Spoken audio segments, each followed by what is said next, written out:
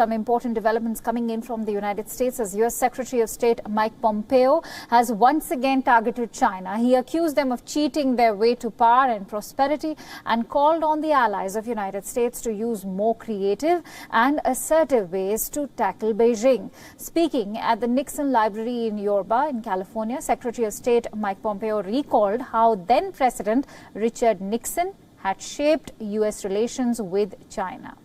Nearly 50 years after Nixon's visit, Pompeo used the symbolism of the venue to accuse Beijing of stealing. He also said he feared Nixon had created, quote-unquote, a Frankenstein by opening China to the world. Pompeo was particularly talking about Nixon's visit to China in the year 1972 and claimed that the former president's good intentions of opening Chinese economy to the world yielded no good results. Is that in America, at least at this time, those on the right, when I reached the bottom of the steps, therefore, I made a point of extending my hand as I walked toward him. The truth is that our policies and those of other free nations resurrected China's failing economy only to see Beijing bite the international hands that were feeding it. Pompeo also made an overt appeal and sought to make new coalition partners from different democratic nations to counter China. He called for the free world to step in to induce change in Communist China's policies, but also threatened to isolate Beijing if Xi administration refuses to comply. Inviting exiled Chinese dissidents, the U.S. Secretary of State called for a paradigm shift in U.S. policy towards China and suggested that Washington and its allies adopt more creative and assertive ways to fight China. Today, China is increasingly authoritarian at home and more aggressive in its hostility to freedom everywhere else. And President Trump has said enough.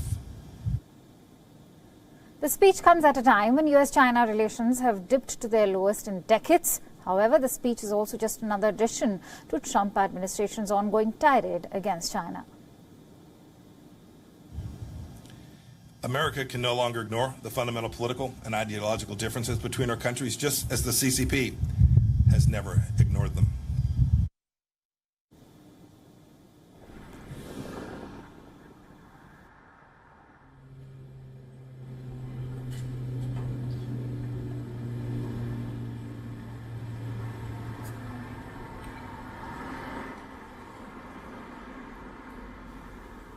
For more details, let's quickly get in a perspective from our correspondent Jagrati Dave, who's joining me live from Washington, D.C. this hour. Jagrati, a very warm welcome. Secretary Pompeo has called for an end to blind engagement with China. His speech is the latest to advocate for a tougher stance towards Beijing.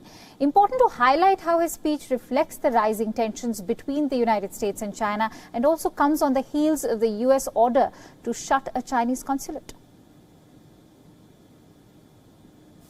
Yes, it is a speech that comes just after the surprise decision from the United States to ask Beijing, to tell Beijing to close down its consulate in Houston, Texas. It was the first that Beijing opened in the United States, and the Secretary of State, the U.S. officials have said that this particular consulate is a base for espionage for Beijing, and the Secretary of State has cited the theft of intellectual property as one of the reasons for this decision. And the Chinese Foreign Ministry has told the United States to reverse this decision, or they will take retaliatory action.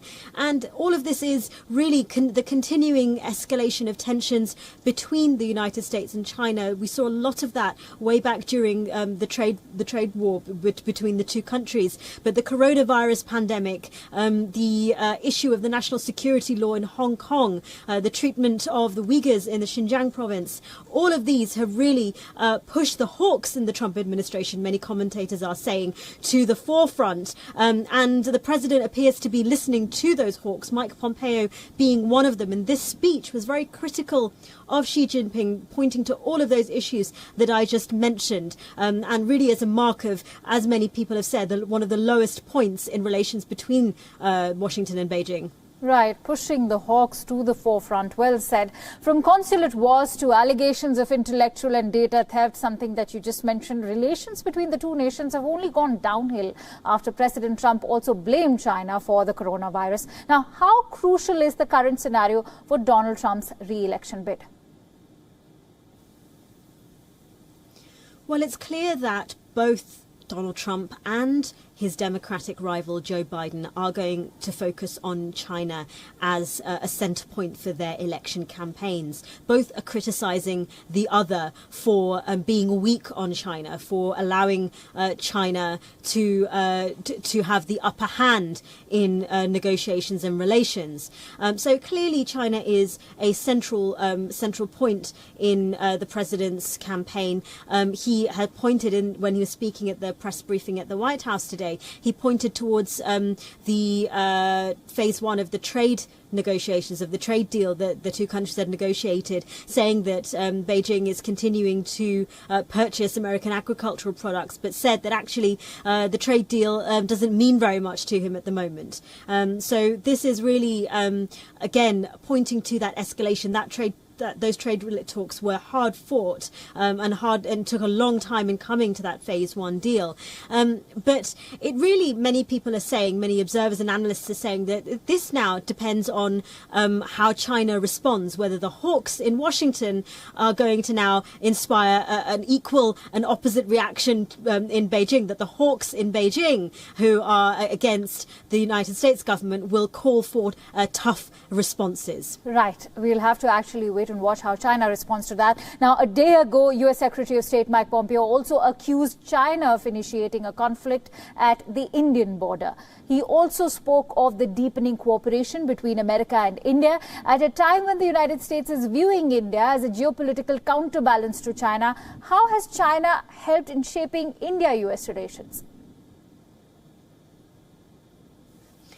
Well, it's very interesting that there's this a whole partnership, the US-India partnership, has very much been among many things about trade, but also really about, as you put it, seeing India as a counterbalance to the rise of China in the region. And it's interesting to see how, as tensions rise between the United States and China, that the United States is clearly leaning on other countries in the region to bolster the relationships with other countries in order to provide that counterweight to China. You look at other countries, and it's not just India, of course, that there are other countries that are altering. You look at the way the United Kingdom has altered its position on 5G and Huawei. That is giving, which the United States has supported that decision. They've been very critical of the inclusion of Huawei in Britain's 5G infrastructure. So the role you're likely to see the United States calling for closer ties to India as tensions, as these negotiations, this game of chess with China gets underway. But of course, the US and India have their own tensions on trade. It's been very difficult for both sides to come to an agreement, to come to a trade agreement that is satisfactory to both sides. So we'll see whether the trade, the pragmatism of a trade relation has any bearing on the geopolitics in the region.